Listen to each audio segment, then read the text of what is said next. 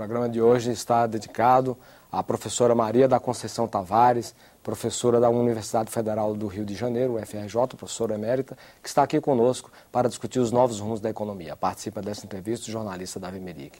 Professora, muita gente questiona a questão do uso das reservas no controle cambial. Quer dizer, o Banco Central acumulou um volume muito bom de reservas, 280 bilhões de dólares, há um custo muito alto para carregar essas reservas em comparação dos juros externos com os juros praticados no Brasil, forma um custo elevado, e que acha que isso é uma maneira incorreta de se exercer uma política cambial. O que é que a senhora acha do uso... Isso não é uma política cambial, não sei quem é que inventou que acumular reservas é uma política cambial. Uai, todos os países emergentes acumularam reservas, e não é política cambial nenhuma, é claro. Nós acumulamos reservas, a China acumulou reservas, toda a América Latina acumulou reservas. É uma política prudencial para uma crise externa. Um seguro contra uma crise. Claro, contra a crise. Por isso é que pela primeira vez, desde o século XIX para cá, nós conseguimos atravessar uma crise internacional sem entrar no buraco. Nós tivemos apenas um resfriado. A pneumonia foi deles. Antes era ao contrário, lembra? Agora, não é uma política cambial. Cada um tem a política cambial... Tem que ter o Banco Central, voltamos aí, tem que ter juro, controle de capital. A China faz uma política cambial que não tem nada a ver com reservas. Uma coisa é a política cambial, ela ancorou no dólar. Isto é a política cambial chinesa. Outra coisa é reservas. Ela tem, apesar de não gostar de ter dólares, não tem mais remédio, porque ela exporta em dólar. Então ela acumulou 1 trilhão e lá vai fumaça de reservas, que para ela também é uma droga. Eu diria que o custo de carregar a reserva chinesa é muito maior que o nosso. São 2 bilhões, 2 trilhões.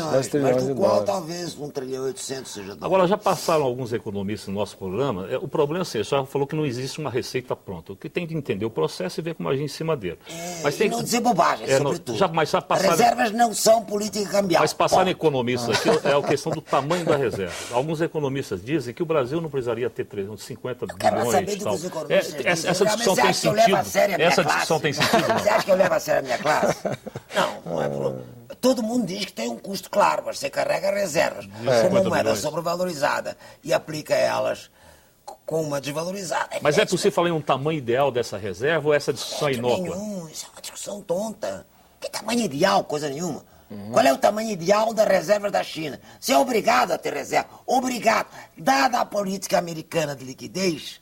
E dado que as exportações mundiais continuam basicamente em dólar, não tem maneira, se você tiver superávit comercial ou de balanço de pagamentos, você acumula reservas. O que você quer fazer?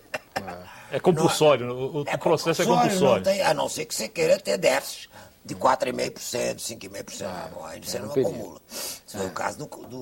Foi o caso do Fernando Henrique. Só que aí, meu lindo, quando vem uma crise... Você toma-lhe uma crise cambial pela cara. O calção está lá embaixo no pé. Exatamente. Agora, professora, a China vive hoje um problema que ela provocou aquelas migrações do campo para as cidades, precisa manter aquele ritmo de emprego local e de exportações. Quer dizer, a gente não olha assim para o problema chinês e não vê muito que outra opção. Não problema chinês, estou falando da reserva chinesa. Se misturar tudo vai ser muito ruim. Mas essa mania de misturar tudo é um horror. Vamos decompor analiticamente, senão ninguém entende nada. O problema chinês é de muitas naturezas. Estávamos discutindo as reservas. Eles também têm que acumular ainda em proporção maior que nós, porque não tem remédio. Mas a senhora vê alguma possibilidade de se mexer no yuan, dele mexer na cotação, desatrelar do dólar, ou isso é uma coisa inviável? Ele disse que é inviável, disseram que era inviável, que não estão dispostos a fazer um serviço para os americanos. Quando muito farão valorizações de 2%, 3%, claro, mas nunca isso aí não vão descolar. Meu bem, eles estão colados no dólar desde 1994. Foi a crise mexicana, a partir da qual se desencadearam uma série de crises cambiais e monetárias nos países emergentes. Como eles sofreram a crise, eles resolveram ancorar e fazer uma moeda formal, o renminbi, que converte o yuan. Não é que dolarizaram a economia, é que ancoraram a moeda deles no dólar. E aí, diz que não desancoram. Um dos custos disso, evidentemente, é que eles têm que acumular muito mais reservas que nós. Isso tem uma influência. Aquela política cambial é que tem influência nas reservas, e não o contrário, está claro? Não é as reservas que têm influência na política cambial, é o contrário. É a política cambial que tem influência nas reservas. Porque lá tudo é monstruoso, a própria dívida, só citou em 700 bilhões o que eles devem para fora. Né? Quer dizer, então, mas é dívida privada, né? Dívida ao setor privado, não é dívida a governo. Professora, nós também temos dívida do setor privado com o setor privado. A gente já passou mais ou menos sobre isso, mas dizem que o déficit em transações correntes esse ano deve ultrapassar 50 bilhões de reais. Isso preocupa? De dólares. Isso preocupa? Não, este ano eu já te disse que a mim o que me preocupa muito mais que o déficit em transações correntes é o que provoca isso. E é um crescimento desbragado das importações e um crescimento desbragado da remessa de lucros e juros das empresas multinacionais. Isso é que me preocupa. Então, claro, que adianta dizer isso preocupa? Sim, vamos à raiz. Que te preocupa é abstrato, não quer dizer nada. Me preocupa que se tomem medidas para limitar o crescimento desse déficit. Não é que o déficit de 2,5% do PIB preocupa, porque não pode ser financiado. Não, poder ser financiado pode, tanto que está sendo. E ainda sobra, está sendo com creches. Porque você financia o déficit de transações correntes e a conta financeira, isto é, a conta de capital, ainda é maior do que o necessário para isso. Você está entendendo ou não? Sim, claro. É isso aí. Professora, as receitas registradas pelo Brasil na conta de turismo, os gastos feitos aqui por estrangeiros que nos visitam, somaram no período de janeiro a setembro apenas 4,3 bilhões de dólares. Já as nossas despesas, os gastos de brasileiros feitos em viagem ao exterior, somaram 11,5 bilhões. Quer dizer, nossa receita cresceu 12% no período e a despesa aumentou 56%. Vamos ficar em torno do câmbio o tempo inteiro? Ou vamos discutir o Brasil do futuro? Exatamente. O governo, que isso aí é tudo câmbio. Vocês só estão me perguntando sobre câmbio. Sobre o câmbio. Vocês não se dão conta, mas é isso que vocês estão me perguntando. É câmbio. É tudo câmbio. Então vamos passar para desenvolvimento? Eu diria, porque senão exatamente. torna a paciência. Claro, mas e tudo isso é porque estamos excessivamente valorizados. Então é baratíssimo ir a qualquer parte do mundo. Claro. Qualquer um. E daí também sai mais barato ir à Argentina ou outro lugar qualquer, ou ao Chile, do que fazer turismo no Brasil. Então, o que a senhora está assinando para a gente... É tudo câmbio. É tudo câmbio. E a desindustrialização é o principal perigo dessa É o principal perigo. Exatamente. Esse aqui é o principal perigo. Está claro, não é o resto das coisas que as pessoas apontam, porque o pessoal vai apontando coisas... Não, o perigo é esse. E é por isso que eu espero que o setor empresarial, brasileiro, nacional pelo menos, apoie a Dilma para tomar medidas. Ela não pode tomar medidas assim no vazio. Mas dado que eles estão protestando o tempo inteiro e sabem que está batendo no calo deles, que eles realmente apoiam. Isso não é um problema de nacionalismo, isso é um problema de interesse, está claro? A senhora usa algumas frases interessantes e atrás disso certamente está toda uma concepção. Numa entrevista que a senhora deu recentemente, a senhora disse que graças a Deus o Pallotti caiu e o Mantega assumiu o Ministério da Fazenda. Claro, o que a senhora quis dizer com isso? Quis dizer que pelo menos passou a ter duas forças, uma moderando a outra, senão ia ficar tudo ortodoxo, a gente não crescia. Já bastava o Banco Central, né? Quer dizer, o Ministério da Fazenda... Quer dizer, mas o Ministério da Fazenda apoiando não crescia. Você viu, em 2004, a gente não conseguiu. E foi culpa da dobradinha. Mas como é que eu até falei ao Lula nessa altura, fiquei tão danada que fui falar. Mas aí, graças a Deus, ele caiu. E não há a menor chance de ele entrar na área econômica. Embora possa voltar para o governo. Ah, sim, para o governo ele vai para onde ele quiser, ou para onde a presidenta quiser, mas para a área econômica é que não, tá claro? Professora, Agora, na área econômica, ao contrário de anteriormente, que o Lula é que arbitrava, e havia uma certa contradição entre a Fazenda e o Banco Central, agora, dada a complexidade da situação, é melhor não haver contradição. Quer dizer, é melhor todo mundo remando junto. Se um rema para a direita, outro rema para a esquerda... Trabalhar por música, como se diz. É complicado, né?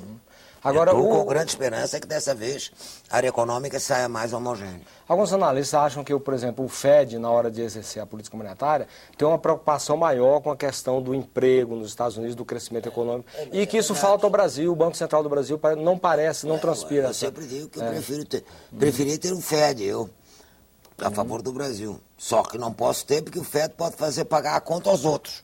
A gente, infelizmente, não pode. Então eu entendo que o nosso Banco Central sempre tem que ser um pouco mais conservador que o FED. O que não implica que não leve em conta as duas metas. crescimento e inflação. E que a taxa de juros e o produto potencial, que aí é que está o erro do modelo do Banco Central, tem um produto potencial, tinha de 3%, não podia crescer acima de 3%, imagina. Essa era a tese. Com esse modelo, evidentemente, que ia gerar inflação, dá disparate.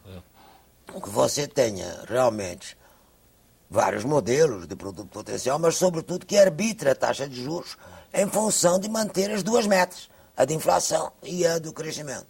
Não pode ser só uma meta contra a outra, está claro?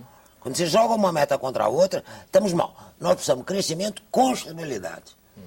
Não é jogar uma meta contra a outra. Bastou a inflação dar algum sinal de alta, como agora recentemente, o IPCA já fala em alta de juros.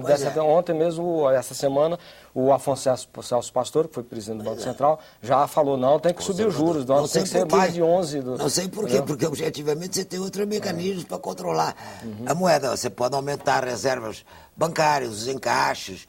É claro, você tem muito segurar o crédito, tem muitas maneiras de segurar a inflação que não seja subir os juros. Mas quando ninguém quer falar mais a mais, dando o câmbio como está.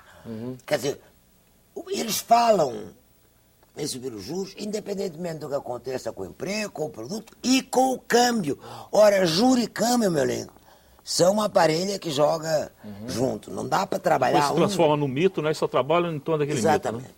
Isso é típico. Professor, mas a senhora tem... Típico do pastor. Tem hora que sabe. nas intervenções que a gente lê da senhora, as entrevistas... Delfim nunca disse uma barbaridade dessa. Tem hora que eu vejo um pouco assim, um certo pessimismo da senhora em relação a quadros para ocuparem o Banco Central.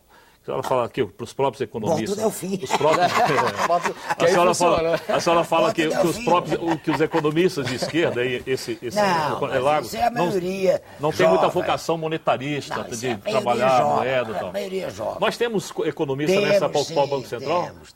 Temos economistas? Temos, desde logo na Fazenda temos vários. Temos o Coutinho, temos o Beluso, temos uma porção de economistas. Só falta de gente, não é? Não é decisão política. Não. E só acha que a Dilma vai mexer? Sei, meu bem, não acho nada, não falei com a Dilma. Só é necessário, né? Só é necessário mudar, né? Como é necessário, e ela é uma pessoa racional, ela fará o que for necessário, com a prudência também necessária. Eu estou te dizendo, se não acham nada, chame o Delfim. Não precisa chamar a mim, que aí sim... Resolve um problema... Não resolve nada. Basta falar que eu iria para o Banco Central, já cai o câmbio. O desenvolvimento da América Latina e do Brasil. No próximo bloco, aguarde.